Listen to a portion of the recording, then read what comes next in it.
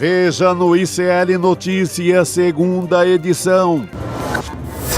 Escândalo do Banco Master. Lula se irrita com Toffoli. Investigadores apontam situação delicada e Fachin tenta tirar ministro da corda bamba. Caminhada errada. Nicolas foge da responsabilidade e critica a imprensa pela cobertura do ato que deixou feridos em Brasília. Guerra civil à vista. Crise entre Trump e governadores é agravada após agentes do ICE matarem mais um cidadão americano. O ICL Notícias, segunda edição, está no ar.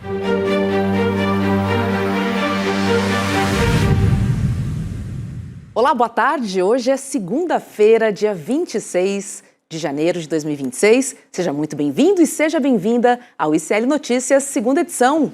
Meu querido Chico, boa tarde para você. Boa tarde, Roberta. Boa tarde para nossa audiência aí no Brasil inteiro. Segundão, vamos com tudo. Segundou. E hoje, sabe aniversário de quem hoje? Não. Angela Davis. Nossa! 82 anos, falando em Black Panthers que voltaram às ruas ali, né? Principalmente em Minneapolis. Olha o aniversário. Exatamente. Hoje eu até vi uma foto do Reinaldo, jogador do Galo, que ele homenageava os Panteras Negras nos gols dele. Muito bom. Então é nessa linha que voltou a foto do Reinaldo. É por conta do aniversário da Angela Davis. É isso. E ela diz o seguinte, gente, quando uma mulher negra se movimenta, a sociedade toda se movimenta com ela. Por que ela diz isso? Porque as mulheres negras formam a base da pirâmide. Então, quando qualquer pecinha se movimenta, toda a estrutura tende a se movimentar também. Assim, você mexe com a economia, você mexe com a sociedade inteira. É isso, né? aí. Você reordena alguns cargos, você mexe em geral. Mexe em tudo. É isso. Bora para os nossos assuntos domésticos de política. Eu chamo o Luiz Costa Pinto para falar com a gente hoje. Vamos abrir nosso papo. Oi, Lula. Boa tarde, seja bem-vindo. Boa tarde, Roberta. Boa tarde, Chico. Eu estou aqui tentando substituir a nossa insubstituível Elô Vilela nessa praia de Brasiliense que é a Praça dos Três Poderes. Uau, que maravilha, Lula. Pô, tá bem postado, vamos embora, tá bom demais. Vamos lá, Lula, porque a condução do caso Master pelo ministro Dias Toffoli do STF tem incomodado o presidente Lula. Segundo a apuração da Kátia Seabra, do jornal Folha de São Paulo, Lula, inclusive, já disse a pessoas próximas que Toffoli deveria se aposentar ou então renunciar ao cargo. Outra apuração do Lauro Jardim, do jornal O Globo, indica que Lula tratou do caso Master diretamente com Toffoli num almoço ainda em dezembro. O encontro contou com a presença do ministro da Fazenda, do Fernando Haddad, e aconteceu logo depois do ministro ter decretado sigilo na investigação. A gente se lembra bem porque foi depois daquela viagem, daquela carona que ele pegou para assistir ao jogo da Libertadores. E aí, segundo Lauro Jardim, Lula disse a Toffoli, preste atenção, abre aspas, você tem agora a chance de reescrever a sua biografia. Fecha aspas, Lula, passo para você, porque pelo jeito Toffoli, de fato, está reescrevendo, né? Ô, Roberta, Chico e quem nos ouve, eu acho que tem gradações para a gente analisar essas duas reportagens, que são reportagens, no caso do Lauro Jardim, uma nota de uma coluna respeitável do mercado jornalístico, e a outra uma reportagem da jornalista Kátia Seabra, também uma jornalista muito experiente no mercado brasileiro, né, já há muito tempo. Mas eu vou dizer para vocês que as nossas apurações aqui no ICL divergem em alguns momentos desse tom, desses bastidores, né? Primeiro porque eu digo que jamais o presidente da República diria para um ministro do Supremo Tribunal Federal, qualquer que fosse ele, que ele poderia antecipar a saída do Supremo, ainda mais um ministro tão jovem como o Dias Toffoli, que tem a ambição de se tornar o decano do Supremo Tribunal Federal a partir de 2027. O Toffoli, quando o Gilmar Mendes sair do Supremo em 2027, ele será o decano. Então, dificilmente ele deixará esse posto no Supremo Tribunal Federal antes dos 70 anos de idade. Ele pode ficar lá até os 75. E em relação a essa outra prensa de reescrever a biografia, de fato, o ministro Toffoli, que foi indicado pelo presidente Lula no final do seu primeiro mandato como presidente da República, ele desagradou, ele desagradou o presidente Lula e eles se afastaram bastante ao longo dos anos, sobretudo em razão daquela decisão do Toffoli de não deixar o presidente Lula visitar e ir ao enterro do irmão, o Vavá, o Genivaldo Lula da Silva, que morreu enquanto o presidente cumpria aquela sentença ilegal, né, decretada pelo ex-juiz Sérgio Moro, né, em 2019.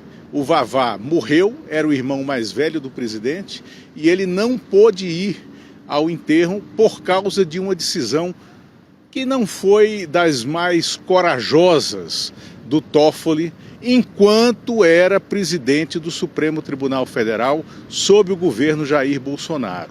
Agora, que o presidente quer que esse caso do Banco Master, da liquidação da operadora REAG, desça para a Justiça Federal Criminal, como é o natural, isso é fato, né? E ele tem agido nesse sentido dentro do esquadrinhamento institucional para que isso ocorra. E dentro desse esquadrinhamento institucional, ele marcou esse jantar, inclusive com a presença do ministro Fernando Haddad. Ele tem disponibilizado toda a institucionalidade do governo, né, para que o Supremo Tribunal Federal chegue à conclusão de que esse caso é o maior escândalo de fraude financeira bancária da história do país e que ele tem que ser apurado no seu juízo devido, seu juízo natural, que é a Vara Federal Criminal do Distrito Federal. Boa, Lula. Não, eu concordo com a sua apuração, Lula. Eu acho que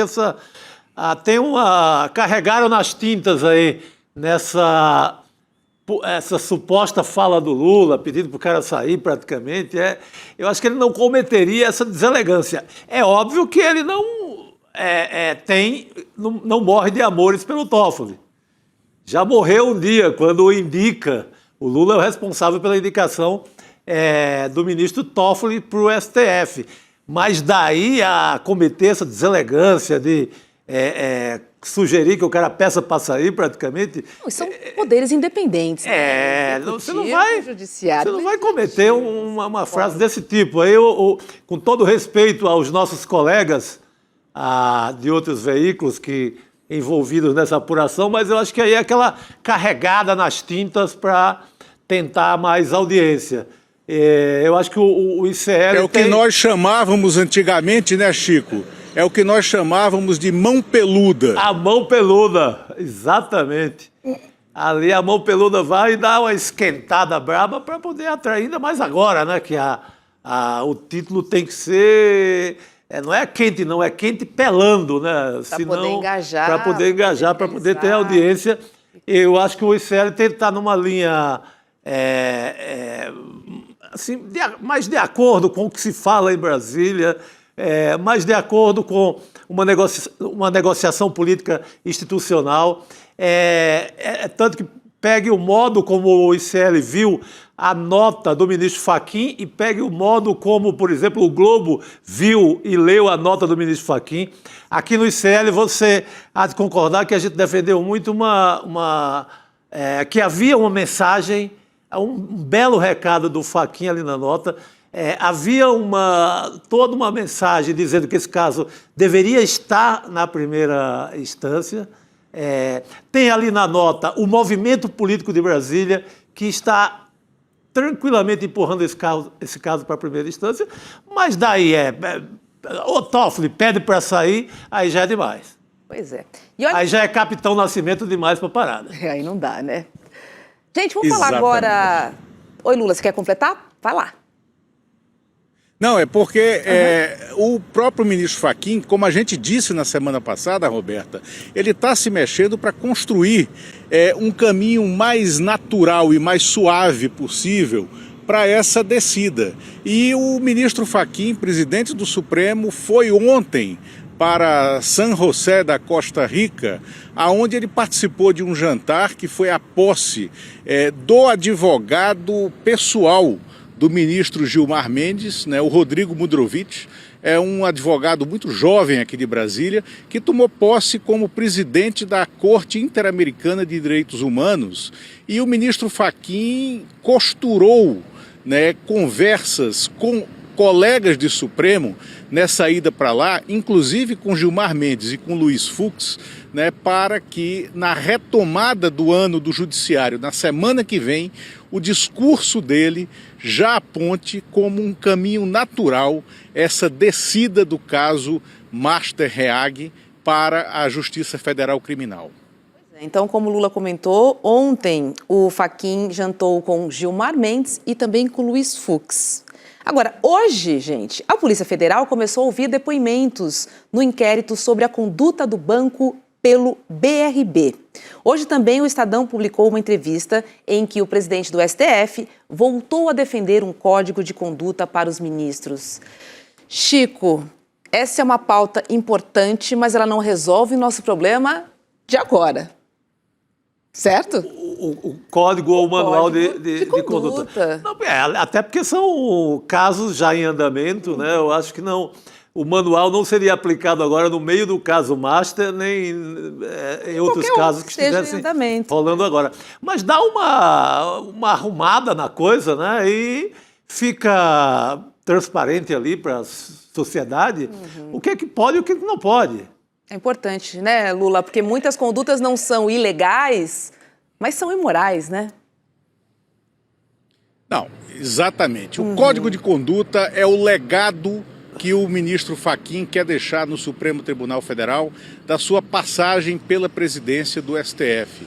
E ele está inteiramente focado nisso. Houve uma contribuição fundamental do Conselho Federal da OAB, de juristas, sobretudo ligados à Universidade de São Paulo, para que esse código saia do papel, e de ex-presidentes do Supremo, como o ministro César Peluso, o ministro Luiz Roberto Barroso, Celso de Mello, né? Eles fizeram um rascunho desse código de conduta que vai muito na linha, Roberta, Chico, de impedir essas caravanas holiday, né, de ministros do Supremo que vão para o exterior a pretexto de discutir o Brasil lá fora, em voos que muitas vezes são pagos por empresários, né, empresários que têm contenciosos nos tribunais superiores, e há converscotes também pagos por escritórios de advocacia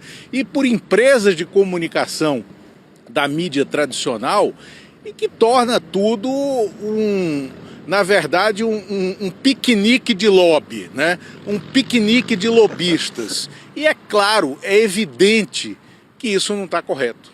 É evidente que precisa de um freio de arrumação. E será muito interessante para o país, para as instituições, que o ministro Fachin consiga deixar esse legado. Não, sem dúvida. Agora, Roberta, eu quero te falar sobre esses depoimentos que você falou mais cedo que iriam ocorrer do caso Master Reag. Porque 2 depoentes faltaram, né? 2 depoentes deixaram de vir aqui ao Supremo Tribunal Federal prestar depoimento. São o empresário Henrique Pereto e o contador dele, o consultor da empresa dele, que se chama Tirreno, né? Que é Luiz Felipe Seixas Maia. Eles deixaram de vir aqui, eles estão ligados a uma fraude ocorrida na contabilidade das operações de falsa aquisição do Banco Master pelo BRB, o Banco Regional de Brasília, né? E essa consultoria Tirreno, ela foi criada com um capital social de 100 reais, 100 unidades de real, e no dia seguinte ela pegou um empréstimo de 30 milhões de reais, houve um aumento de capital e ela se tornou uma das fiadoras dessa operação fraudulenta de tentativa de aquisição do Master pelo BRB. Então eles não vieram depor, eles terão que depor, porque eles estão convocados e uma nova convocação será inclusive explicitado que eles podem ser conduzidos coercitivamente para esse depoimento no Supremo Tribunal Federal. Chico, porque a pergunta que fica é, Banco BRB, você sabia da real situação do Banco Master a ponto de querer investir, a ponto de querer comprar? Né? Porque essas pessoas são técnicas, elas assim, obviamente que elas deviam saber o que estava acontecendo. Quando eu vou comprar qualquer coisa, eu vou entender que produto é esse, que material é esse, o prazo de validade é normal em qualquer compra, ainda mais numa compra. Você vai ter que colocar na mesa ali as planilhas, ver se vale a pena. E o outro vai dizer, olha, isso é roubada. Ou então, é o que parece, né? Monta-se uma operação política, no caso sob o comando do Ibanez, governador de Brasília, monta-se uma operação política para salvar um banco podre com o dinheiro público, que é o caso do BRB. É outra possibilidade, né, Lula? Exatamente. E o BRB, ele está pela bola 7 desde a semana passada, né? Ele exauriu a sua capacidade de maquiar os números, né? E de fingir saúde contábil para o Banco Central. O Banco Central, na semana passada, determinou que o BRB arrume em qualquer lugar 2,6 bilhões de reais, que pode subir para 3 bilhões de reais esta semana, com algum eventual sócio capitalista que queira capitalizar o banco. Mas não surgiu ninguém ainda para fazer essa operação de capitalização. E o BRB está dizendo que tem 3 saídas. Criar um fundo imobiliário nesse valor de 3 bilhões de reais, colocar todos os imóveis do governo do Distrito Federal nesse fundo imobiliário e sair para vender cotas desse fundo no mercado financeiro. Mas o problema é que o próprio GDF, ele não paga os aluguéis que ele tem hoje em imóveis que não são do governo do Distrito Federal. Ele dá calote no mercado. Então esse fundo imobiliário, ele certamente não terá credibilidade se for o mercado buscar cotistas. A outra possibilidade é se tirar 3 bilhões de reais do Tesouro do Distrito Federal para injetar no BRB. Mas este é um ano eleitoral, onde há compromissos de aumento de salários, de alguns benefícios que têm que ser pagos, emendas parlamentares de deputados distritais que têm que ser pagas no volume de 65% que foi estabelecido pelo Congresso Nacional e imitado na Gaiola das Loucas, que é como a gente chama a Câmara Legislativa do Distrito Federal. Esse mesmo percentual foi imitado, então não há dinheiro sobrando para isso, né? O fato é, o Ibanez Rocha, neste ano derradeiro de seu segundo mandato, ele pode se converter no governador que efetivamente quebrou o Banco Regional de Brasília, que é um dos últimos remanescentes dos bancos públicos estaduais, né, no caso distrital, que o país tinha, um por estado, um por unidade da federação, até o Plano Real. Que loucura, Chico.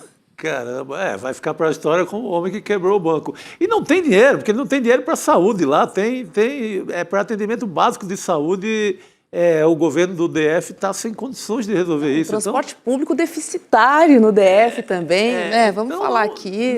Não tem saída, né? Tem que ficar exposto a esse diagnóstico do governo dele, que é o cara que quebrou o banco. Nossa, que currículo, hein, Lula? Que currículo do Ibanez. Vamos trazer... Currículo não, ficha corrida. Ficha corrida, Roberto. Perfeita correção, perfeita correção. Deixa eu girar a pauta, gente, porque pelo menos 3 pessoas seguem internadas depois de serem atingidas por um raio durante um ato organizado pelo deputado federal Nicolas Ferreira, do PL. Esse ato aconteceu ontem em Brasília. A manifestação, que terminou com 89 atendimentos no local, 47 encaminhados ao hospital e 11 pessoas gravemente feridas, foi classificada por políticos da base do governo como irresponsável.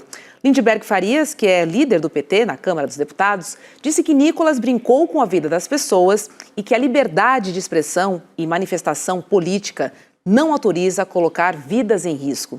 O deputado disse também que vai entrar com uma representação na Polícia Federal para que sejam apuradas as responsabilidades do deputado Nicolas Ferreira e também dos organizadores da chamada Caminhada pela Liberdade. A deputada Erika Hilton, do PSOL, avaliou que Nicolas, diante da escolha entre proteger os apoiadores ou manter o timing político, optou por colocar pessoas em risco. Nicolas ignorou, os feridos durante o discurso após a caminhada que saiu de Minas Gerais para defender os golpistas e chegou em Brasília. Só depois ele disse que a imprensa não foi... Depois ele disse para a imprensa que não foi irresponsabilidade dele, nem falta de organização, tá? E o que aconteceu foi um incidente natural, gente. Sobre os feridos, hoje Nicolas se mantém caladinho nas redes sociais. Não se manifestou, assim, tá achando que a responsabilidade não é dele, né, Lula? Só pode. Olha, eu comecei o dia hoje no Desperta e eu até comentei com o Calejon que a gente estava sob um fog londrino, né? Estou encerrando a tarde, começando a noite, com esse céu de brigadeiro aqui, não o brigadeiro Garnier, né? Desculpa, o Garnier era almirante, mas um céu de brigadeiro aqui em Brasília, na Praça dos Três Poderes, né? E o que Nicolas Ferreira, a irresponsabilidade do Nicolas Ferreira ontem foi em razão do histórico das tempestades de verão no Distrito Federal. Brasília, o Distrito Federal é um dos locais de maior incidência de raios em todo o mundo quando há tempestades de verão, né? Eles de fato caem. E ontem choveu, né, como diria Nelson Rodrigues, né, choveu como se fosse o 5º ato do Rigoletto, né, Chico? E choveu muito aqui em Brasília. Então, se ele tivesse responsabilidade sobre a condução daquele pessoal que estava caminhando com ele, ele teria que ter interrompido a caminhada naquele momento em que choveu canivetes, né, no Distrito Federal. Essa é a responsabilidade direta dele pelo ocorrido, né? Mas hoje, então, começamos o dia com esse fog londrino. A Manuela Borges entrou depois de mim aqui da Praça dos Três Poderes e disse que o ditado em Brasília é: quando a neblina baixa, depois o sol racha.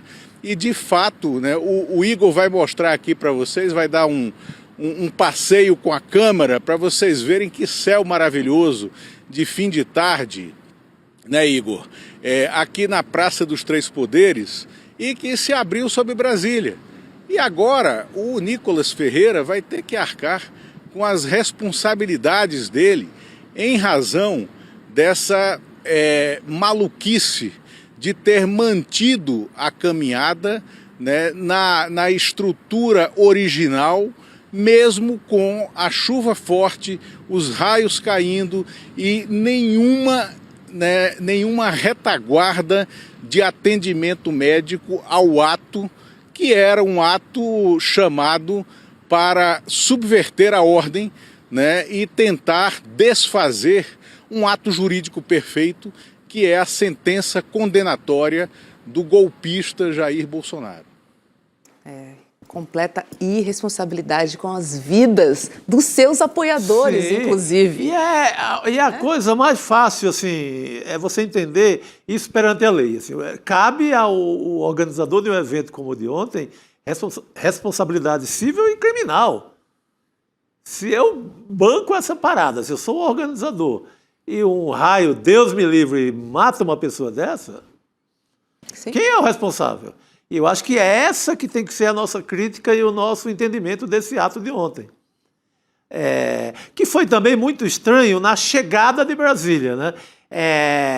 A chegada dessa caminhada em Brasília, ela resgata todo o modus operandi do 8 de janeiro. Aí aparece não sei quantos mil ônibus de Goiás, aparece gente do Ceará, que eu conheço, gente que estava lá, aparece uma espontaneidade, com todas as aspas, que só o 8 de janeiro teve igual. Então, a chegada de ontem em Brasília, ela é suspeitíssima, porque tem um estouro de boiada ali, de ônibus e etc. Quem estava financiando essa parada? Boa pergunta. O agro, de novo, de Goiás. Então, a chegada é outra. Uma coisa é a caminhada, que também coloca as pessoas em risco, Isso, etc. da estrada sem o mínimo aparato ali da Polícia Rodoviária Federal, enfim. Tem esse componente, coloca as pessoas em risco, mas até então não era nada golpista. Estava indo e não estava atrapalhando nada e vamos embora. Mas a chegada em Brasília, ela repete o 8 de janeiro. Com estrutura, com ônibus. O Chico,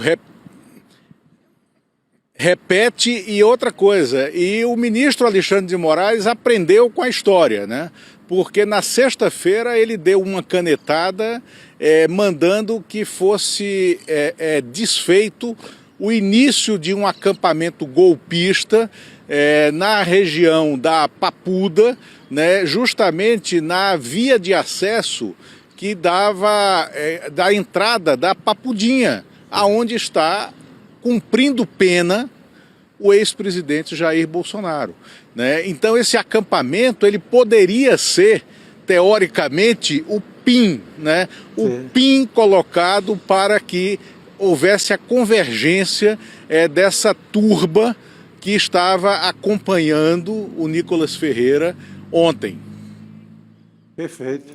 Que perigo durante e o encerramento também, né? Assim, protestos, manifestações, todo mundo tem ali o seu direito, né, democrático de fazer e tal, mas, de fato, vidas em jogo é algo muito sério. Muitas pessoas idosas ali, inclusive nas que foram atingidas pelo raio, né? Complicado. Luiz Costa Pinto, obrigada, viu? E bom fim de tarde, bom pôr do sol aí em Brasília. Obrigado a você, Chico, e vou aqui ficar esses dias tentando substituir a altura Elô Vilela. Agora quero contar para vocês que a gente estava montando aqui esse set e aí já me disseram, tá, que a Elô, né, como ela é um pouco mais baixa do que eu, a Elô tem que subir no banquinho para fazer essas imagens. Então, aqui já passo um bastidor para vocês de posicionamento. Muito bom, Lula. Quem nunca subiu no banquinho para fazer uma passagem? Quem nunca? Pois é. Tá bom. Porque eu nunca fiz passagem. Bom demais, Lula. Beijo, Lula. Bom fim de tarde, bom pôr do sol para você. Até amanhã. Aproveita o crepúsculo. Outro. Até logo. Tchau. Tchau. Olha, gente, o ano acabou de começar e o clima de incerteza já domina os mercados globais, né? Diante de conflitos internacionais, talvez acabe a guerra da Ucrânia, Gaza continua em guerra, enfim. Tantos escândalos financeiros, tivemos ali das lojas americanas, agora do Banco Master, enfim, são escândalos que vão pipocando por aí. Por isso é muito importante você saber onde é que você vai investir o seu dinheiro, pensando num futuro aí um pouquinho mais seguro, né? Por isso que eu tenho um convite imperdível e muito especial para você. Vem aí o Mapa da Mina 2026 com o Eduardo Moreira. Esse é o maior evento para quem quer investir. Investir com conhecimento, investir é sempre um risco. Mas quando você tem previsões, te ajuda a ocorrer um risco um pouco menor, tá? Essa é uma aula gratuita, então aproveite. Tem Edu Moreira apresentando todas as suas previsões para o dólar, para os juros, para as principais bolsas do mundo. Falamos aí em fundos imobiliários, para você saber se fundos imobiliários... eu tenho medo de fundos imobiliários. Mas o Edu vai explicar direitinho para você, tá? Porque enquanto o mercado segue errando previsões, o Mapa da Mina é o único evento que acerta todas as previsões há anos, tá bom? Então, se eu fosse você, não perderia de jeito nenhum. Vai ser no dia 29 de janeiro, que é quinta-feira agora, às 8 horas da noite, tá bom? Essa é a sua chance de começar o ano bem informado para entender os rumos da economia de 2026. Todos os dias a gente está com a Débora Maganha aqui na nossa grade. Informação é muito importante, né? Porque imagina o quanto pipocou de coisas em relação ao Banco Master. Aos pouquinhos ia saindo aqui, acolá, como é que paga um CDB dessa altura toda, o céu é o limite, como é que pode isso? Olha no que acabou dando, né? Pois é. Então, a informação é a coisa mais preciosa. Bitcoin, o Eduardo sempre... Quando ele escuta essa palavra, ele já... Então, tem que ter cuidado, tem que ter informação. É verdade. Para você que é aposentado, também é importante saber onde coloca o seu dinheiro. Quantos aposentados não perderam dinheiro agora no Banco Master? Exatamente. Hoje eu vi uma conta do Edu no N1, na nossa primeira edição, tem 11 milhões de pessoas nesse rolo. Não é pouca gente, não. É um país da Europa. Juntando o Will Bank lá, o Banco Moderninho, amarelo, com o Master, 11 milhões de pessoas envolvidas nessa bagaça. Isso é muita gente. Com dinheiro em risco. É bom saber onde colocar a sua economia do final do mês, tá bom? Para garantir um futuro um pouquinho mais tranquilo, mesmo em momentos de turbulência. Fica a dica. Quinta agora. Corra lá e faça a sua inscrição, tá bom? Vou chamar agora nosso colega Jamil Chad, o nosso N2. Já vou desejar uma boa noite para você. Jamil, seja bem-vindo. Obrigado, Roberta. Boa noite, Chico. Boa noite a todos. Bom estar aqui com vocês. Boa noite, querido. Vamos lá, Jamil, porque o presidente Lula ligou para o presidente estadunidense, o Donald Trump, e sugeriu que o Conselho da Paz se limite a tratar apenas da situação em Gaza. Vamos dar uma olhadinha num trecho da nota divulgada pelo Planalto. Bota na tela aqui, por favor. Olha lá.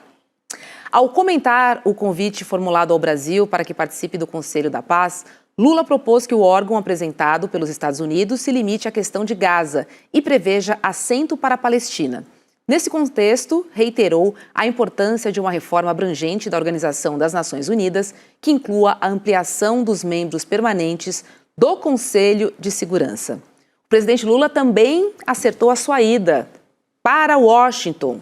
Ele deve ir para a Casa Branca depois de uma agenda que ele tem na Ásia em fevereiro. Então vamos lá, Jamil, falar sobre o Conselho da Paz e depois o que você acha dessa visita do Lula a Washington. Vamos lá, Roberta. Em lugar, o presidente Lula, na verdade, a presidência, já vinha dizendo, já na semana passada, nós publicamos aqui, inclusive no fim de semana, publicamos matérias mostrando que o Conselho da Paz, da forma que está, não era satisfatório ao governo brasileiro. O governo brasileiro viu com muita hesitação, acompanhou a rejeição de outros países, Reino Unido, França, Alemanha, Noruega, Irlanda, vários países europeus dizendo não, muito obrigado, nós não faremos parte desse Conselho da Paz. Agora, o que queria o presidente Lula? Dizer um não e manter uma boa relação com Donald Trump. Porque pelo menos dois casos específicos de rejeição ao Conselho acabaram numa crise diplomática. Um deles foi o da França, que o Macron disse que não entraria, Donald Trump replicou dizendo que vai colocar uma tarifa de 200% sobre o vinho e a champanhe francesa se Macron não entrasse, ou seja, fez uma ameaça, não se concretizou, mas a ameaça aconteceu, ou seja, azedou ou piorou ainda mais a relação entre Estados Unidos e França. O outro foi, claro, o Canadá, que foi desconvidado depois que Donald Trump não gostou de algumas coisas que o primeiro-ministro do Canadá disse lá em Davos. Então, Lula queria evitar uma crise diplomática justamente num momento tão delicado para a América do Sul. O que fez o governo brasileiro? No lugar de dizer não, ele disse o seguinte: e se você modificar esse Conselho da Paz? Trump não vai modificar o Conselho da Paz. Na verdade, vai ser muito difícil que Trump modifique o estatuto do Conselho da Paz, depois de já ter entrado em vigor. Ele já entrou em vigor, ele já foi fundado. Como é que você muda depois uma organização enquanto ela já existe? Claro que isso é possível, porque afinal de contas Donald Trump é o dono dessa instituição. Então, se ele quisesse, ele, claro, mudaria. Mas o governo brasileiro deu um golpe diplomático muito, eu diria, inteligente.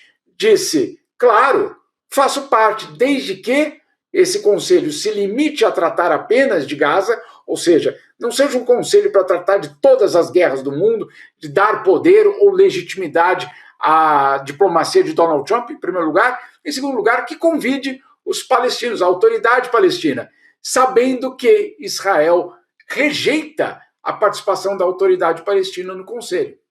Então, o que o governo brasileiro fez com uma habilidade ímpar do Itamaraty é basicamente dizer não, mas de outro jeito. Olha, eu até entro, se vocês modificarem isso e aquilo ali, que tal? Sabendo que dificilmente essa mudança vai ser feita. Agora, tem um complemento dessa frase, Roberta, que é ali sim, onde está o interesse do Brasil. O Brasil está dizendo, olha, que tal um Conselho da Paz só para Gaza? Muito bem, a gente cria um mandato só para Gaza, mas, enquanto isso, vamos lá reforçar a ONU, vamos lá reformar o Conselho de Segurança da ONU, vamos lá reforçar o multilateralismo.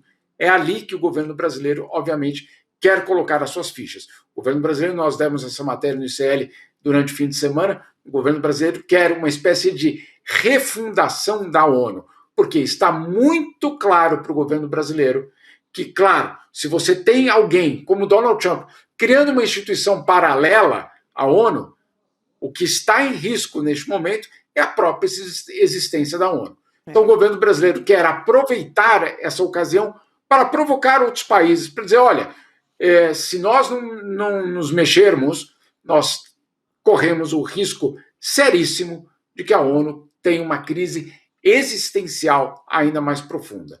Então, o governo Lula faz esse movimento. Fala com Donald Trump, diz que gostaria de uma mudança no Conselho, mas aponta para o outro lado. Vamos voltar para a ONU?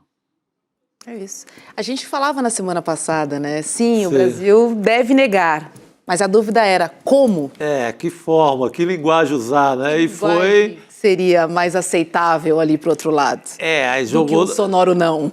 Jogou da forma mais inteligente do mundo. Eu acho que atende muito a China, de alguma forma, reforça o reforço ali na ONU, e não dá aquele não rotundo, indigesto, digamos assim. Sabe, aquele não de uma forma mais deselegante. Não, dá um não, mas um não que mantém todo o diálogo com a Casa Branca, que é meio uma posição histórica do Brasil, né, Jamil? A velha posição do Brasil, exato, né? Exatamente. Na verdade, o governo brasileiro deu um não diplomático. Né? Ele não disse não, mas ele disse não. Né? Ele disse, basicamente, nessas condições eu não entro. Né? Mas ele não disse dessa forma. Ele disse, eu entro se nós modificarmos isso, aquilo e aquilo. Sabendo que, por exemplo, no Estatuto do Conselho da Paz, tem um item absolutamente fundamental, que diz o seguinte, quem entrar não tem direito a fazer reservas. O que quer dizer isso? Se eu entrar para esse clube, não adianta eu falar, eu vou entrar para o clube, mas eu não aceito que na piscina eu possa ir só de shorts. Não, eu quero entrar de calça comprida também. Não pode. Se você entra para esse clube, você tem que aceitar todas as regras do clube. Está escrito isso no Estatuto do Conselho da Paz. Ou seja, não dá para você entrar e pedir uma negociação. Olha, eu estou entrando, mas que tal se a gente modificar isso, modificar aquilo, construir um novo prédio ali, fazer uma nova entrada, deixar não sei quantos convidados. Não. Ou você aceita o pacote inteiro que foi feito pela Casa Branca, ou você não entra. Então o governo brasileiro deu esse drible, que é bastante impressionante, porque, claro, todos nós sabíamos que a intenção do governo brasileiro era de não aderir, mas ficava a dúvida, como o Chico falou, de que forma diremos não? Nós não dissemos não da forma nem arrogante, nem da forma, eu diria, mal criada, nós dissemos um não diplomático, mas foi um não. Muito bom. E conseguiu manter na agenda a possibilidade de uma visita a Washington, né? Ficou marcado, pré-marcado. Ainda tem essa segunda etapa, Jamil. Você acha que o Brasil ainda corre o risco de passar vergonha ali na Sala Oval ou não? Ou você descartaria? Olha, Roberta, obviamente essa reunião, esse encontro vai ser mais do que preparado, né? Porque obviamente nós temos ali é um local de risco, sem dúvida nenhuma. Nós já vimos cenas absolutamente espantosas em termos diplomáticos, com Zelensky, com o presidente da África do Sul, né? Até com o Merz, com o chanceler da Alemanha, cenas absolutamente chocantes.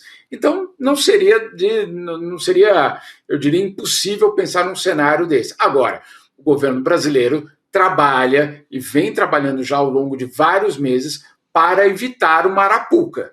Essa é, inclusive, a palavra utilizada. Evitar que o Salão Oval se transforme numa arapuca para o presidente Lula. Então, vamos ver de que forma isso vai ser organizado, vamos ver de que forma a imprensa vai ser organizada, porque, claro, aquilo ali tudo é absolutamente conveniente para quem? Para o dono do Salão Oval. Ele que coloca as regras, ele que diz quem entra, ele que diz quem não entra, afinal, é um anfitrião. Então, tudo isso, obviamente, vai ser muito trabalhado pelas diplomacias, claro, para evitar que o presidente Lula seja colocado numa arapuca como outros foram colocados. Certa vez eu perguntei para o assessor especial da presidência, o Celso Amorim, embaixador, se eles não temiam uma situação como essa. Ele disse que ninguém engana o presidente Lula. Não sei se essa confiança pode ser adotada de uma forma tão enfática assim em relação a Donald Trump. Por isso, muita preparação. Esse encontro vai envolver muita preparação. O cara é imprevisível, né, Chico? A verdade é essa. Não, confiar, né? Não dá para confiar totalmente, de forma alguma. E ele, assim, pelo menos no começo dos encontros com chefes de estados, o Trump sempre encontrava uma forma de humilhar, até, por exemplo, quando ele coloca líderes da Europa um pouco abaixo dele, ele meio como professor sentado ali numa mesa, e eles como se estivessem na escolinha do professor Trump. Há toda uma estratégia de linguagem do Trump, da Casa Branca, para passar essas lições de humilhação, digamos assim. E olha, gente, ainda falando... Vai lá, Jamil. Roberto, perdão, não só nessas ocasiões. Quando o Trump veio aqui para a Suíça na semana passada, para Davos, ele humilhou os suíços na casa dos suíços. Ele em Davos, claro, para nós essa parte do discurso não tinha interesse nenhum, mas ele humilhou os suíços, disse basicamente que para os suíços aquilo ali é um país pequeno, não tem interesse nenhum, etc., na casa dos suíços. Então, por isso que, claro, tudo isso envolve muita preparação e, claro, muita, eu diria mais do que preparação, muitas imunidades, muitas vacinas a serem tomadas antes desse encontro acontecer. Agora, Jamil, a gente viu aí na sua coluna no site iclnoticias.com.br, no site não, no super site ICL Notícias, que existe um mal-estar sobre a Copa de 2026, né? Porque ela vai ser realizada nos Estados Unidos, no Canadá e também no México. Você está contando que chefes de 20 federações de futebol da Europa, eles se reuniram discretamente na Hungria na semana passada para ressaltar a preocupação sobre o desejo de Trump de anexar a Groenlândia. A reunião veio a público quando o vice-presidente da Federação Alemã de Futebol, ele disse que chegou o momento para um possível boicote à Copa do Mundo de 2026. É bom lembrar, gente, que dos 104 jogos da Copa do Mundo, 78 serão realizados nos Estados Unidos. Devem ser realizados, vou dizer assim já, Jamil. Que tal? Esse é um tema que obviamente vai percorrer aí os próximos meses. É uma Copa do Mundo extremamente, eu diria, emblemática por vários motivos, mas talvez um dos principais dela era o fato de que ela aconteceria em 3 países que durante o torneio, de alguma certa forma, criariam pontes entre eles, Chico, imagine só. Agora nós estamos, obviamente, com um governo que fala e implementa muros, deportações, agressões, mortes, retiradas de direitos e, acima de tudo, a desumanização do outro. Muitos desses outros, obviamente, participantes da Copa do Mundo. Agora, enquanto esse outro, Chico, Roberta, era um outro lá na África, lá na América Latina, ou lá em algum lugar da Ásia, para os europeus, olha, tanto faz. Se um presidente na América do Sul era sequestrado na sua capital, levado para os Estados Unidos, e vida que segue, para os europeus estava tudo em ordem. Mudou quando eles mesmos entenderam que eles também são uma espécie de quintal dos Estados Unidos. A gente achava que era só América Latina, né, Roberta, né, Chico? Sim. Os europeus estão descobrindo que eles também, no fundo, fazem parte de um grande quintal do que os americanos acreditam que seja o Ocidente. E aí, quando o governo americano fala, eu quero a Groenlândia, passa ela para cá, ou eu invado, ou eu compro, eu tomo, etc., os europeus se sentiram extremamente chocados, extremamente traídos. Por exemplo, calma aí, isso é o que os americanos fazem no resto do mundo, é porque agora é com vocês. Mas sempre aconteceu, e vocês, olha, silêncio absoluto, inclusive quando foi com Maduro. Mas agora é com vocês, então as federações, claro, todo mundo extremamente preocupado sobre o que vai ser da relação entre Europa e Estados Unidos. E aí chegamos na Copa do Mundo. Uma Copa do Mundo que, claro, vai ser o centro das atenções, e os europeus agora já pensando qual será a estratégia a ser adotada caso a Groenlândia, de fato, passe para as mãos dos Estados Unidos, ou que essa pressão seja insuportável e que, de alguma forma, isso acabe acontecendo. Então, a primeira reunião, que era para ser mantida em silêncio total, aconteceu na Hungria, justamente entre as federações de futebol da Alemanha, para discutir uma posição conjunta. Não necessariamente seria um boicote total, não vou para a Copa, mas chegar na Copa, por exemplo, com um emblema na camisa, com algo em relação a um protesto em relação ao governo americano. Não há nenhuma definição por enquanto, mas, como disse o vice-presidente da Federação Alemã de Futebol, a hora chegou. A hora chegou, porque, claro, bateu no pescoço aqui dos europeus. E aí eles entenderam como funciona o poder americano pelo mundo. Pois é. Agora, Chico, eu tenho algumas fontes na FIFA e eu soube que, de fato, eles estão bem preocupados. Sim. Inclusive, já começam a se organizar para tratar da comunicação da Copa do Mundo antecipadamente, contratando influenciadores no mundo todo, influenciadores de peso. Para tentar amaciar esse clima, né? Melhorar o clima. Faz todo o sentido do mundo. Tem crescido muito. Já me ouvi, inclusive, o Joseph Blatter dizendo que não aconselharia. O Blatter é ex-presidente da FIFA, dizendo que não aconselharia uma pessoa ali na sua sanidade, em plena sanidade, a ir para um jogo de futebol nos Estados Unidos durante a Copa. Ele já antevendo os conflitos com os latinos, com os possíveis deportados e etc. Então, Roberto, a sua informação com o que o Jamil traz e com o que a gente tem visto é algo que está no horizonte mesmo, não ter Copa. Tá. Olha, Chico, é impressionante, porque vamos trazer alguns dados reais, né? Quando a Rússia invadiu a Ucrânia, o que aconteceu? A FIFA e a UEFA se uniram para banir a seleção, basicamente, da Rússia e todas as equipes de futebol da Rússia de todos os torneios internacionais. Então, o Spartak, todos os times russos foram banidos da Champions, da UEFA, de todos os torneios. E a seleção russa não foi para a Copa do Mundo, não foi para a Euro, não foi para absolutamente nada. Isso porque ela invadiu a Ucrânia. Mas calma aí. E o sequestro de um presidente? Ou não? Não, isso é diferente. Né? Aí estamos falando de uma outra coisa. Né? Claro, é uma hipocrisia gigantesca, óbvio. E eles se dão conta disso agora. E agora, claro, é um território europeu que pode estar ameaçado por Donald Trump. E aí vem com esse papo de que, de repente, nós podemos rever tudo isso. O fato é que o mal-estar está estabelecido. Ele está absolutamente estabelecido. Eu, sinceramente, acredito que isso vai ter muito eu diria, muita polêmica aí nos próximos meses, e tem um elemento central, né? A FIFA que já avisou a todas as federações que quem, obviamente, for pelo caminho do boicote ou de protesto vai ser punido. Ou seja, a FIFA, obviamente, tentando defender o seu evento lá com Donald Trump. Não por acaso, né, Roberto, a gente viu o Gianni Infantino criando um troféu da paz para Donald Trump.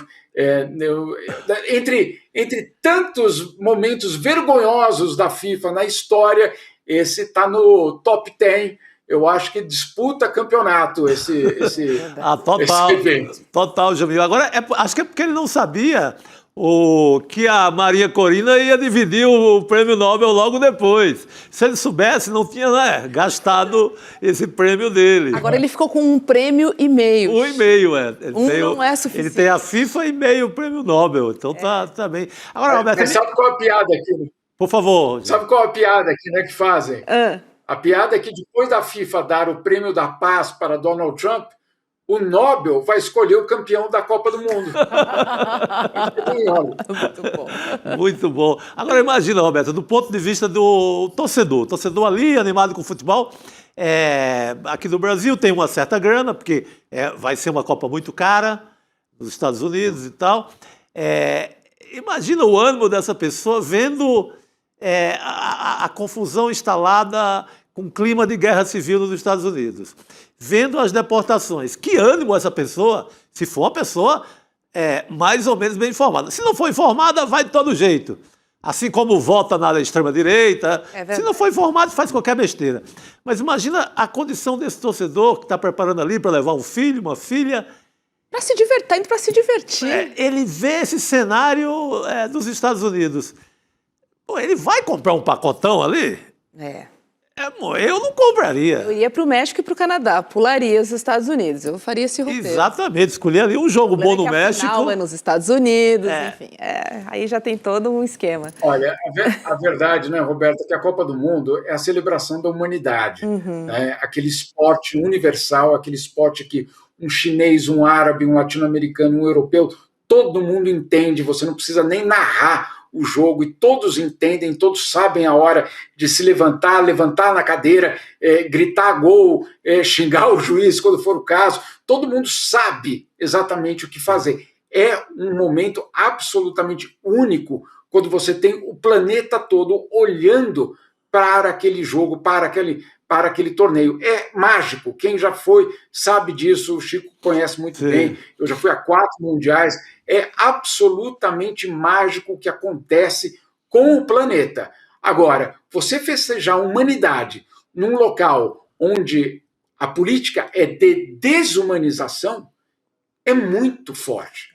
É muito impressionante a gente pensar que, claro, nós todos, de alguma forma, fazemos parte disso. Quando compramos uma camisa de futebol, quando levamos nosso filho para o campo, para o estádio, quando a gente comenta, etc. Futebol é isso, é conexão, é muito amor, é afeto. Futebol é isso. Agora, ele vai ser também o palco de um líder autoritário que vai usar, que vai sequestrar a nossa emoção para tentar ganhar pontos políticos, para ganhar capital político doméstico e internacional. Quem estiver disposto a fazer isso, adiante. Eu estou falando das instituições. Isso é um trabalho, basicamente, para as instituições. Isso aqui, claro, você pode eventualmente fazer de forma individual, eu, você ou algum outro torcedor, mas isso é uma resposta institucional. Quando Hitler, em 1936, faz a Olimpíada, o debate era institucional. As federações nacionais de atletismo debatendo, devemos ou não devemos ir a Berlim em 1936. Por exemplo, no caso dos Estados Unidos, houve um voto na Federação de Atletismo dos Estados Unidos para decidir se os Estados Unidos participariam da Olimpíada ou não. E no voto foi muito apertado. Só por 3 votos de vantagem, ou sim, vamos dizer assim, vamos participar da Olimpíada de 36, venceu.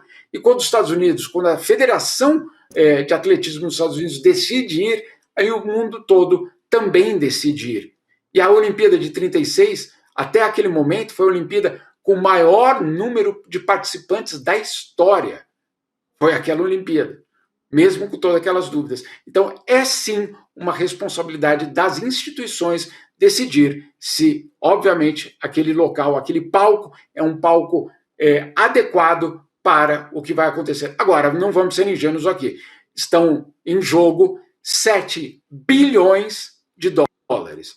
7 bilhões de dólares, que é o que vai, obviamente, gerar a Copa do Mundo. Então, tem muita gente com muitas ambições que eu diria que vão muito além dos valores humanistas. Pois é. Agora, ainda falando das ofensivas do governo Trump, vamos ver a repercussão agora dos assassinatos de um civil estadunidense pelo ICE nesse fim de semana. O ex-presidente Barack Obama comentou o caso dizendo que a morte de Alex Pretty é um alerta para todos os estadunidenses e que muitos dos valores fundamentais do país estão cada vez mais sob ataque. O enfermeiro Alex Pretty, de 37 anos, ele foi assassinado com 10 tiros disparados por um agente do Serviço de Imigração dos Estados Unidos, depois de ter sido imobilizado por 7 agentes. Ele participava de um protesto contra a violência praticada pelos agentes do ICE contra imigrantes. O caso aconteceu em Minneapolis, mais um em Minneapolis, mesma cidade onde Renee Nicole Good foi morta a tiros, também por um agente do ICE. Bom, o Departamento de Segurança Interna deu uma versão dizendo que o enfermeiro estava armado com uma pistola semiautomática e teria reagido de forma violenta contra os agentes. No entanto, olha, como é bom termos vídeos. De novo, né? As imagens mostram que Alex carregava um celular e não uma arma nas mãos. Agora, Jamil, quando o presidente Trump, durante a campanha, falou, né, que iria fazer uma grande ofensiva contra os imigrantes ilegais, isso não incluía os estadunidenses no pacote, né? Há um risco muito grande, assim, talvez ele dê sorte ou esteja dando sorte, que o clima, né, a gente viu imagens de Nova York, a gente viu que o frio está realmente muito rigoroso e muito intenso. Agora, talvez se melhore o clima e o ICE continue a matar os cidadãos, essa história pode ficar muito maior, não pode, não? Pode, Roberta, pode sim, porque vamos colocar aqui os números e vamos sair, vamos assim, do grupo de americanos brancos. Por que eu estou dizendo isso? Porque além desses 2 americanos brancos que foram mortos, outros 5 imigrantes, na verdade 5 imigrantes, foram mortos sob a custódia do ICE em 2026. Ou seja, nós não completamos um mês, e nós já temos 5 mortos, além desses 2 americanos. Em 2025, como foi? Outros 30 mortos sob custódia do ICE. Então, claro, quando é um deles, há uma comoção gigantesca. Enquanto eram os latinos morrendo na mão do ICE, eu não vi nada disso acontecendo nessa magnitude. Mas ok, antes tarde do que nunca. Então, que bom que há esse despertar, essa conscientização cada vez maior da população americana de que não ia parar, e você tem toda a razão, Roberto, não para no imigrante, para em qualquer um que possa significar algum tipo de ameaça àquela ideologia, àquele Estado autoritário. Então, é muito importante o que nós estamos vendo por conta dessa, eu diria, de ter cruzado essa linha. Enquanto eram os imigrantes que estavam morrendo, enquanto eram os estrangeiros que estavam morrendo, sim, havia algum tipo de comoção, etc., mas nada em comparação ao que está acontecendo agora. Porque agora, insisto, são homens, como é que Chico, de bem, né?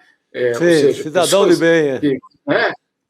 Cidadão de bem, absolutamente legalizado, não só legalizado, nascido naquele país, brancos, ou seja, um deles, e aí o choque é muito grande para uma sociedade que sim, Roberta, pensou que só ia acontecer com os outros. Mas sabe o que eu aprendi neste 1 ano que eu passei nos Estados Unidos? Quando a autoridade máxima autoriza o ódio, quando a autoridade máxima diz que os outros devem ser desumanizados e eles não têm direito a ter direitos, todos se transformam em outros. Qualquer um passa a ser o outro quando não é conveniente. Qualquer um. E aí, mas são só os latinos? Não, qualquer um. Existem vários vídeos por aí mostrando, inclusive, umas cenas hilárias de tão tristes, no fundo, Chico, de indígenas, indígenas americanos, que são presos pelo ICE, e eles falam, não, nós estamos aqui antes do que vocês, hein? Nós chegamos aqui antes, né? Ou seja, a população nativa, os natives, né, americanos, sendo presos porque o ICE sequer consegue distinguir o que é um nativo americano do que é um latino. Então aí aparece um latino, vamos lá, a gente pega. E esses camaradas dizendo, não, nossas famílias estão aqui antes de vocês chegarem, na verdade vocês roubaram as nossas terras. Então tem vídeos de todo esse tipo. Agora, Roberta, isso que você trouxe da narrativa do governo de Donald Trump, né? De dizer, olha, o que vocês estão vendo não é o que vocês estão vendo. O que vocês, né, os fatos, né, por favor, não se apeguem aos fatos, escutem só a mim. Se a gente voltar em George Orwell, em 1984, ele tem uma frase que diz o seguinte, olha que impressionante a frase do livro: o partido disse para você rejeitar evidências de seus olhos e ouvidos. Foi o comando final e mais essencial deles. Vou repetir essa frase do livro 1984, do George Orwell. O partido disse para você rejeitar as evidências de seus olhos e ouvidos. Foi o comando final e mais essencial deles. Ou seja, um regime autoritário, ele só pode existir se ele também convence uma parcela da população a negar os fatos. E esse é o comando final. Olha só que impressionante que é George Orwell, né? E é fato. Se você conseguir criar esse como comando final, de você simplesmente ignorar os fatos, você tem alguma chance, obviamente, de controlar aquelas mentes, aquela consciência, aquela sociedade. Mas o nosso trabalho, né, Roberto, né, Chico, é mostrar os fatos, é abrir os ouvidos, é absolutamente nos ater aos fatos e tentar, de alguma forma, fazer uma revolução dos fatos, de recolocar os fatos no centro do debate. Eu acho que é isso que nós fazemos aqui no ICL. Agora, Chico, 10 tiros é execução, Chico. Execução não, e a sequência de toda a imagem provou, né? Não tem narrativa da Casa Branca que se segure, não se segurou. Que o policial já havia tirado a arma, não tinha arma, e foi execução. Então não teve como segurar essa versão da porta-voz da Casa Branca, não segurou. Ainda chamou o Alex de terrorista. Sim. Até se provar que era um sujeito, como a direita chama aqui no Brasil, cidadão de bem, trabalha no hospital, cuida da vida, respeita pai, mãe, toda aquela cartilha, né, da direita, até provar isso, ninguém acreditava, preferia acreditar no Donald Trump. Pois é. E aí, Jamil, assim, o resultado é uma insegurança para todo mundo, assim, ninguém se salva dessa insegurança, desse clima de ser perseguido. Olha, eu estava conversando com um amigo americano que mora em Washington, amigo de muitos anos, já foi jornalista, etc. Ele estava falando, olha, Jamil, aqui nós somos um país que tem um dos princípios, vamos dizer assim, fundamentais da vida, é que você não precisa andar com documentos. Eu não preciso apresentar documentos para a polícia. A polícia não pode exigir de mim um documento. Não há essa história que nós temos, né, Chico? Sempre levar o RG no bolso, etc. Não há. E que isso mudou. E que tem americano hoje saindo à rua, falando, não, preciso levar minha carteira de identidade, porque eu preciso provar que eu sou americano, porque eu preciso provar que eu sou daqui. Que isso é um episódio muito pequeno, né? Não tem, eu diria, uma transcendência para além puxa, vou levar minha carteira comigo. Mas olha o que significa. Significa que a pessoa que está saindo à rua, ela está preocupada em se defender de alguma forma do quê? Da arbitrariedade. E essa é a história, por exemplo, do agente secreto do filme. O que tem ali naquele filme, além do brilhantismo daqueles atores e atrizes todos? Arbitrariedade. Num regime autoritário, a regra é a do sujeito que está na tua frente naquele momento. Se ele vai pedir uma caixinha para o final do ano, se ele vai ver se o extintor do carro... eu estou dando spoiler aqui do filme, né? Não deveria. Mas, enfim, se você vai poder abusar do teu poder para ter algum tipo de vantagem ou para implementar uma ideologia racista e xenófoba. Então, um americano que hoje tenha que sair com seus documentos no bolso é, sim, uma revolução, uma pequena revolução, um pequeno abalo na vida dos americanos, sem dúvida nenhuma. Eu estava falando com um amigo meu que existem os grupos de WhatsApp também, né? Só que com essa história do ICE, quando pipoca a mensagem no grupo de WhatsApp ali da região, do condado, diz que é um desespero, Chico. Assim, com as pessoas, com os familiares. Se proteger, né? Liga para a mãe, liga para a tia, assim... É um clima muito difícil. Até para saber se levaram algum ou se atiraram no outro. Tá indo para aí, presta atenção. Assim, como é que as pessoas vivem dessa maneira? Né? Por isso... Roberta, essa é fundamental. Como que as pessoas vivem de maneira. Uma das estratégias do governo de Donald Trump é criar um clima de terror tão absurdo, um clima de angústia tão grande, que aqueles que estejam em dúvida, será que eu fico, será que eu volto, será que eu fico? Eu volto. Então, é o que eles chamam da autodeportação, que custa muito mais barato, inclusive, para o governo americano, porque não envolve operação policial, não envolve o centro de detenção, transporte, processo, etc., o avião.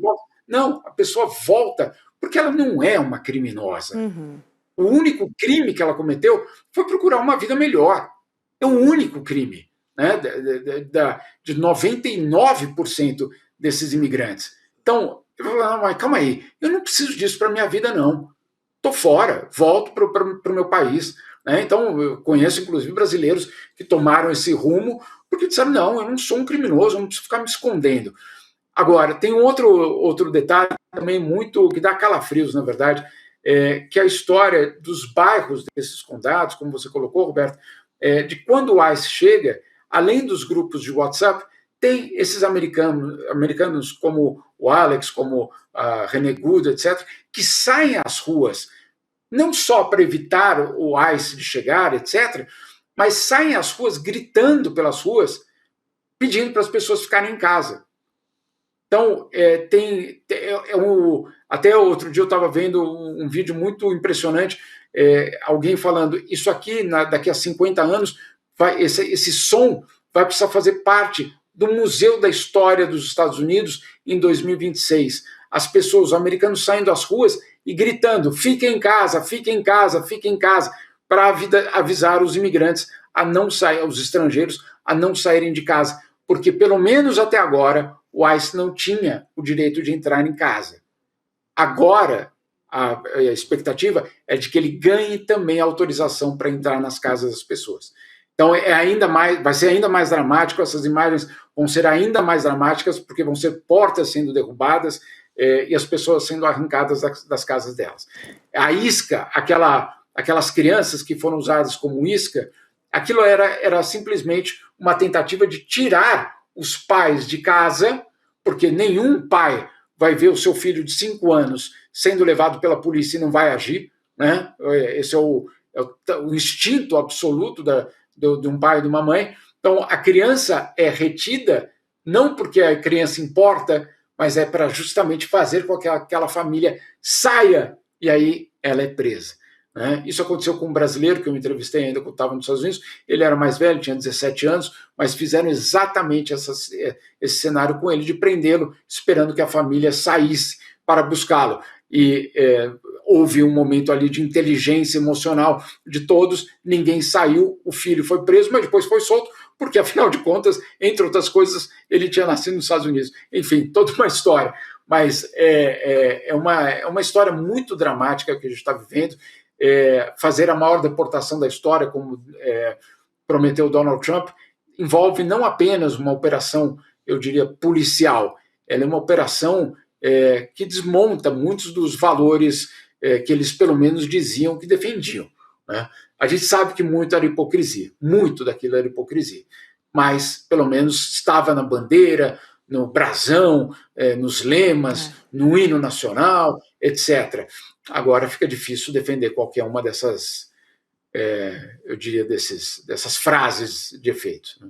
Que situação, né, Chico? Não, o mito da maior democracia do mundo está minado diariamente.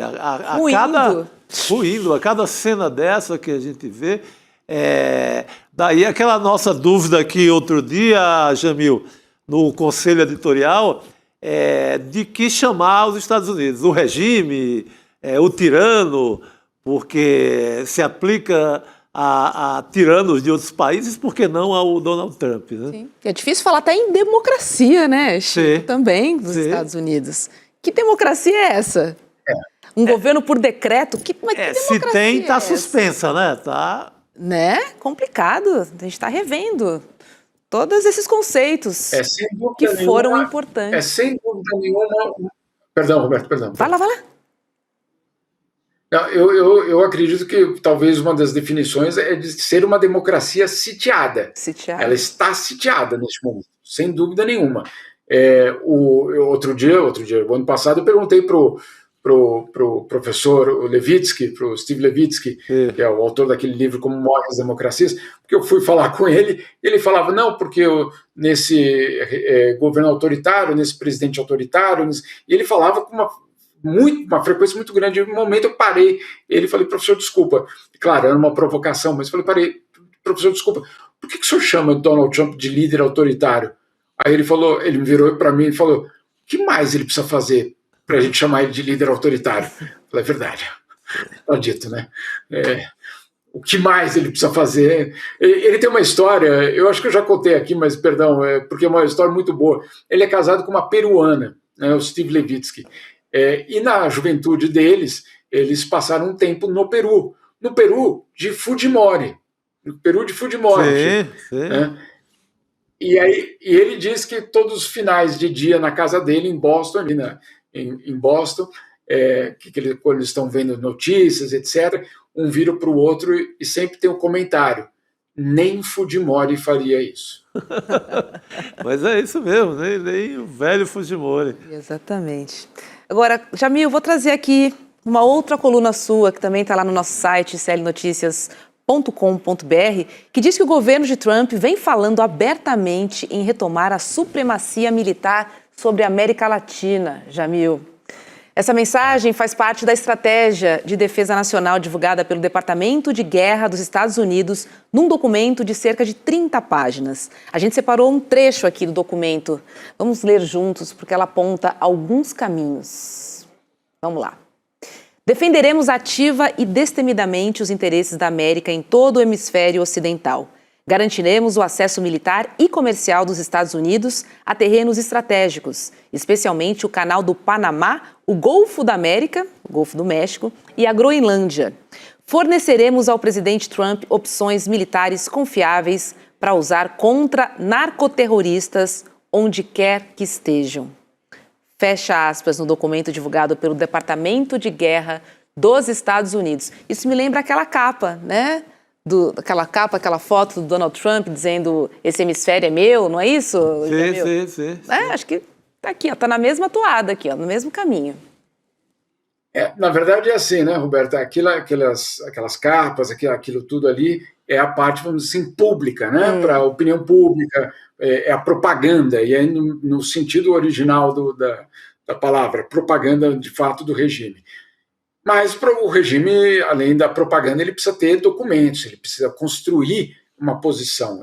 Obviamente, é uma máquina de guerra gigantesca, o Pentágono é absolutamente, um orçamento estrondoso, então ela precisa sim de orientações, de documentos, de guias, de bússolas, basicamente.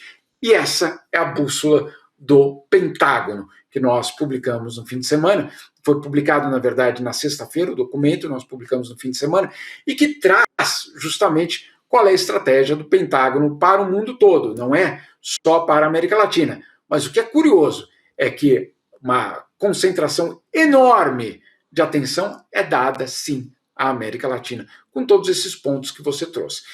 Há uma, eu diria, uma constatação óbvia dessa estratégia, que para o governo americano de Donald Trump, a fronteira americana serve para conter a imigração, mas ela não é o que contém a ofensiva militar americana. Só serve aquele muro e a fronteira americana só serve para impedir a entrada de pessoas. Mas se eu ver que o meu interesse estratégico está ameaçado na Terra do Fogo, do outro lado do continente, na Baía de Guanabara, na Foz do Amazonas, na Venezuela, no Equador ou no Chile, eu tenho o quase direito messiânico de atuar. Então, se você lê ali, não há nenhuma discussão sobre a soberania dos países da região. Nenhuma. Olha, puxa, mas aqui é uma região repleta de países soberanos. Não está escrito isso. Está escrito que essa região inteira é nossa região de defesa nacional. Não é pela estabilidade internacional, é pela nossa defesa. Então é muito, muito impressionante. Outro aspecto também muito importante desse documento é a China. E ali fica muito claro que o governo americano vê a China como a grande adversária, sem dúvida nenhuma, não é a Rússia, a grande adversária é a China, e eu diria, nessa disputa, a estratégia não é de confronto direto, é de contenção. Ou seja, você criar uma força de uma dimensão tão grande que, do outro lado, eles não ousariam, basicamente, cruzar a linha, fazer qualquer coisa que ameace os interesses americanos, porque, claro, do outro lado, a contenção seria impressionante. Então, nós estamos voltando, sim, à era dos impérios, a era que nós estamos atravessando é uma era absolutamente dramática em termos de transformação do cenário internacional. Pois é. Isso aí. Que loucura que estamos vivendo, Jamil, porque a gente, de fato, está desenhando, né? A gente não sabe onde é que isso vai dar. A gente está acompanhando essa história todos os dias, horrorizados. Roberto, o que mais me preocupa é que nós não fazemos parte do pessoal que foi chamado para desenhar. E que o desenho está sendo feito por outras pessoas e com impacto direto nas nossas vidas. A questão no nosso caso brasileiro, é saber quem entre nós está, eu diria, muito satisfeito com o desenho que está vindo de fora. Né? Quais são esses partidos entreguistas, esses partidos que estão dispostos a servir a esses que estão desenhando uma nova ordem internacional? É essa a discussão que nós temos que ter no Brasil. Né? Quem é que está fazendo parte de um desenho que não é nosso? Né? Quem é? A gente sabe quem são eles. Mas, enfim, fica aqui a dica para a gente refletir sobre esse desenho que nós vamos ter de enfrentar, mas não fazemos parte do tabuleiro ali de quem é que está desenhando tudo isso aí. Meramente impactados, Jamil, somos nós. Muito bom. Só. Obrigada, Só viu? isso, Um beijo para você. Bom trabalho por aí. Um beijo. Bom. Olha, tem coluna atrás de coluna do Jamil no nosso Meu site, Deus do céu, não. Bela cobertura. Muito bom. Olha, na sequência das reprises que reúnem as conversas mais marcantes de 2025, o Chico Pinheiro Entrevista de hoje recebe a ministra Simone Tebet. A Tebet construiu sua carreira entre o Legislativo e o Executivo, passando pelo Senado, pela presidência da Comissão de Constituição e Justiça, chegando à pasta de Planejamento e Orçamento do governo Lula. Dá uma olhadinha num trecho que a gente separou quando ela fala sobre as Big Techs. Vamos rever. Enquanto no mundo as sanções são econômicas, as sanções para nós são políticas, porque nós ousamos dizer, aqui não. Aqui nós estamos prontos para cuidar das nossas crianças, dos nossos jovens, das nossas mulheres. Nós não aceitamos misoginia, nós não aceitamos preconceito racial, nós não aceitamos o crime organizado dentro das redes sociais. Então, quando a gente fala de regular Big Techs, redes sociais, eles vêm com o argumento que é restringir liberdade de expressão. Por quê? Porque as Big Techs, aqui eu não preciso avançar nessa história, né? Além de tudo, financiadores de campanha e é terra onde eles fazem, onde a extrema-direita consegue entrar. Por quê? Porque eles mentem, eles não têm responsabilidade nenhuma, então eles podem inventar e fazer o que quiser, né? Mas, enfim, acho que o Brasil, nesse ponto, está dando exemplo para o mundo de resistência, né? A gente só precisa continuar assim, resistência com equilíbrio, sem radicalismo, fazendo o que o presidente está dizendo. Olha, eu defendo a soberania do país, mas não vou sair da mesa de negociação. Eu nunca saí da mesa de negociação, é que eu não tenho com quem negociar. Muito bom. Não perca essa entrevista, então, coladinha no N2 às 7h, tá bom? E tem também o grupo de Zap do Chico. Acesse icl.com.br/Chico e aí você recebe o link da transmissão e também outros conteúdos exclusivos da turma do Chico.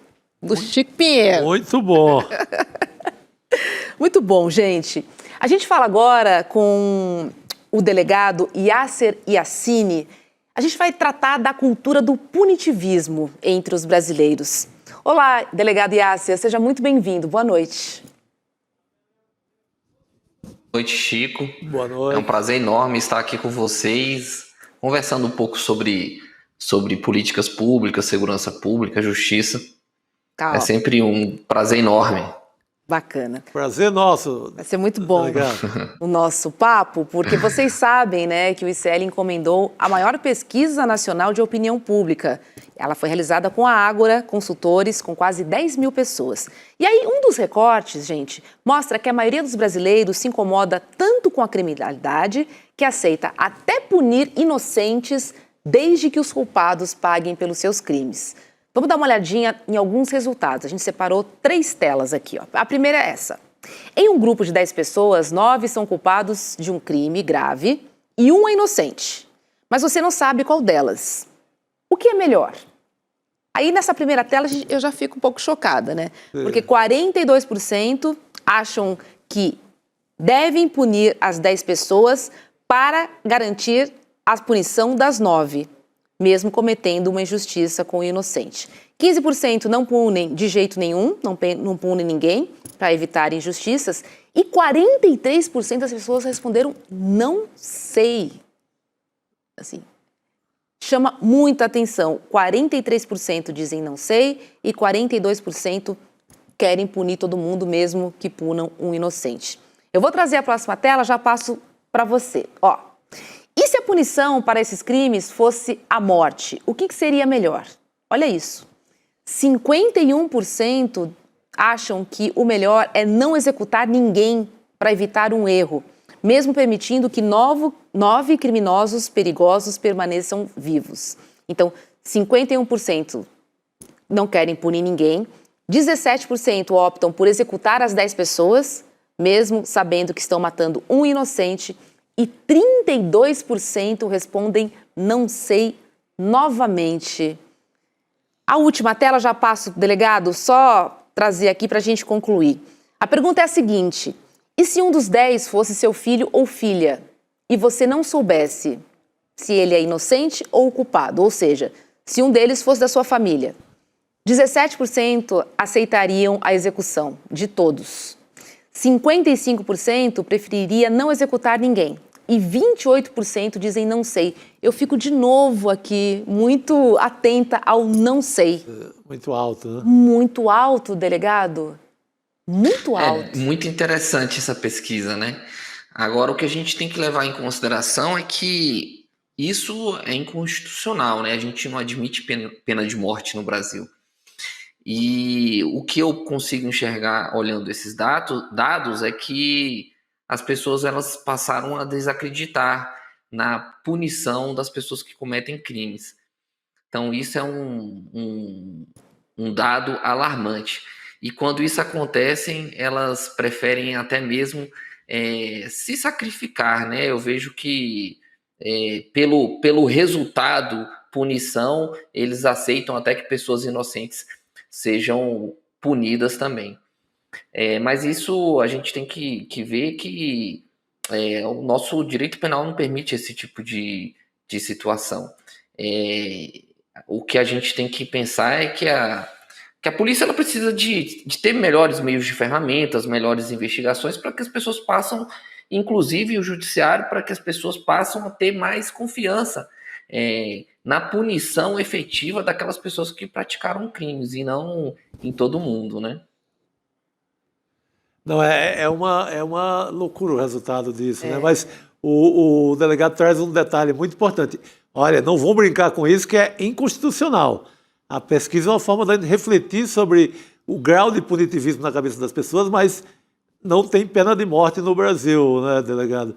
Mas Isso, Chico, uma coisa interessante é o seguinte, se a gente for olhar os dados, a maior parte das pessoas que estão nos presídios, eles são reincidentes.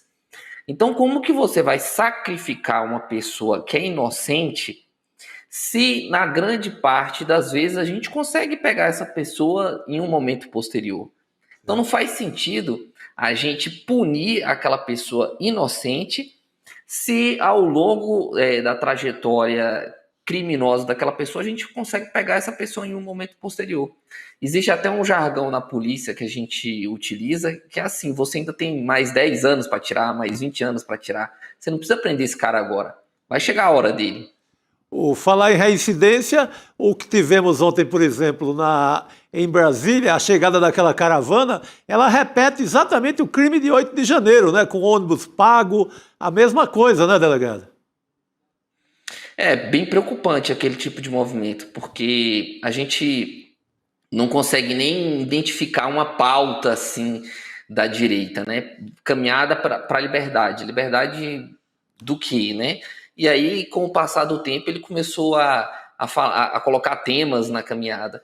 E isso é um ponto muito interessante, porque a gente da esquerda, nós que somos progressistas, eu me considero uma pessoa progressista, a gente tem pautas muito mais interessantes, como, por exemplo, o fim da escala 6x1, e nem por isso a gente consegue ter a mesma mobilização das pessoas que são de direita, né? Que saem no meio de um temporal, com claramente previsão de raio, no meio de uma chuva, para nada. E é isso, Chico. Muito bom. Não podemos negar um número considerável de apoiadores sim. ali. Mais louco é isso. De ontem, embaixo de chuva, em Brasília.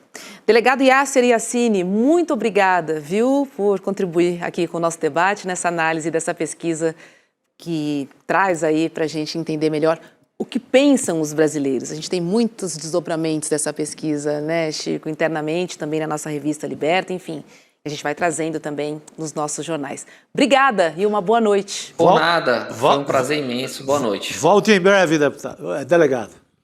É isso, Chico, 9 em ponto. Vamos entregar? Opa, 7? 9 não. 9 não. Oh, 7. 9 eu ia. Ou fala 7 ou fala 19, né? 9 não. É isso aí, Robes. Obrigado, querida. Obrigada, querido Chico. Amanhã a gente se encontra aqui, hein? Às 5h30 da tarde, no ICL Notícias, segunda edição. Beijo, boa noite. Até lá. Quantos golpes aconteceram no mercado financeiro em 2021? Teve Banco Master, teve o faraó lá dos bitcoins. Agora, teve muita gente que não caiu em nenhum desses golpes, que não comprou COI, que não comprou CDB do Banco Master. Sabe por quê? Porque assistiu o Mapa da Mina em 2025. O encontro que a gente faz todos os anos em janeiro para fazer nossas previsões e alertas sobre o ano que está por vir. O Mapa da Mina 2026 vai acontecer no dia 29 de janeiro, uma quinta-feira, às 8 horas da noite. E você pode participar gratuitamente. Em 2025, a gente acertou todas as previsões. E a gente vai trabalhar muito para fazer boas previsões em 2026 também.